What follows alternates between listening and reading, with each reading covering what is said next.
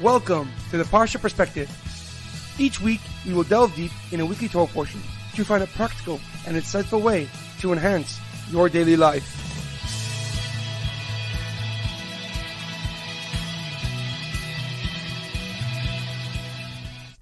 Thank you for tuning in.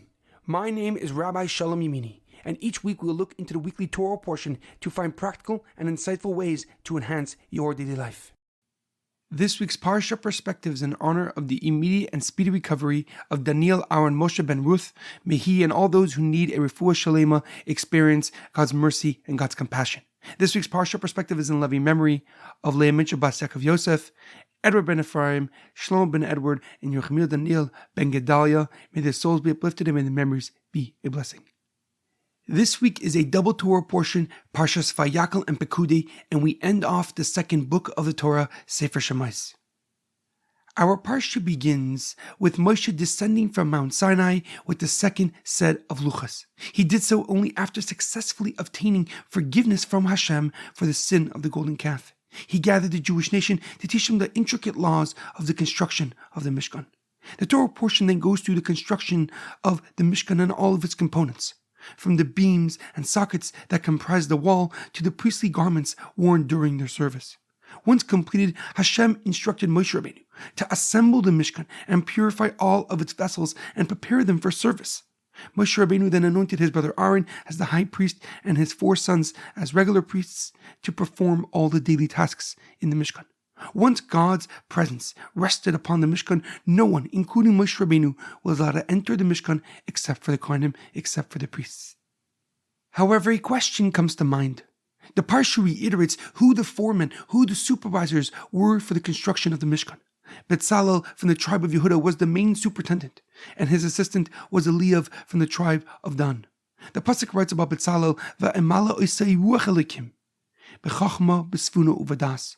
And God endowed and embedded in Bezalel a divine spirit of skill, ability, and knowledge. And about Leah, it says the same thing. Mileh osam b'chachma slave, and Hashem embedded with them the wisdom of the heart. But why did God need to bestow upon Bezalel and Leah the divine spirit and wisdom of the heart to build a Mishkan? Why is it necessary for them to have these divine elements to building a physical home for God? The Ibn Ezra, Rav Avram ben Meir Ibn Ezra, gives a simple explanation. He answers that Bezalel and Leah had to oversee the building and assembly of the Mishkan and all of its intricate and detailed components.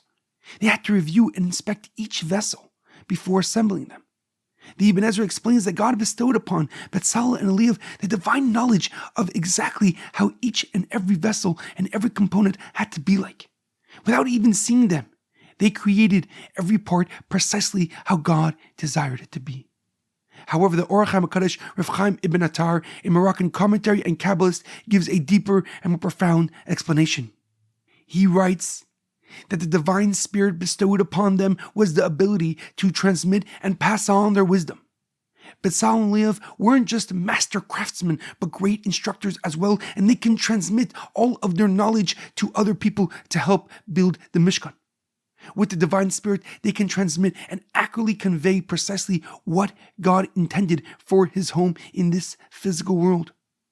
The Orach HaMakadosh continues that having immense wisdom is a great gift, but an even greater gift is the ability to share it with others.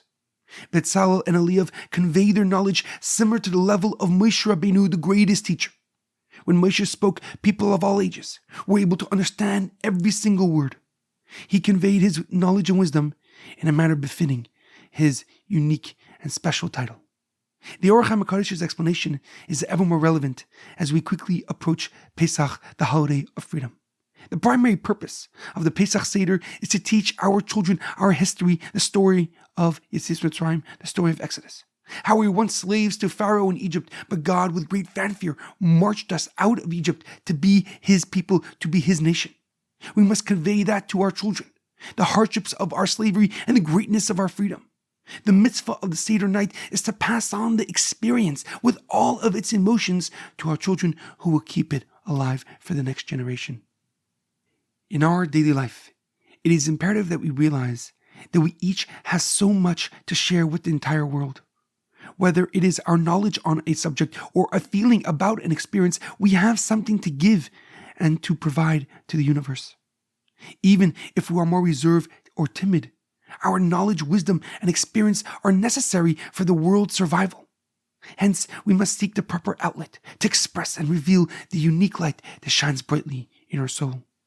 I will conclude by reading from the Haggadah of Rabbi Lord Jonathan Sachs. Judaism belongs to the human conversation, and we must take the trouble to share our ideas with others, and let others share their ideas with us. Have a great weekend and a good Shabbos.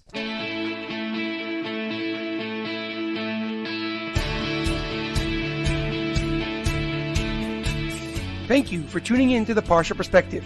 Check out our website, theparshaperspective.com. Send thoughts and comments to theparshaperspective@gmail.com. Till next time, thanks for listening.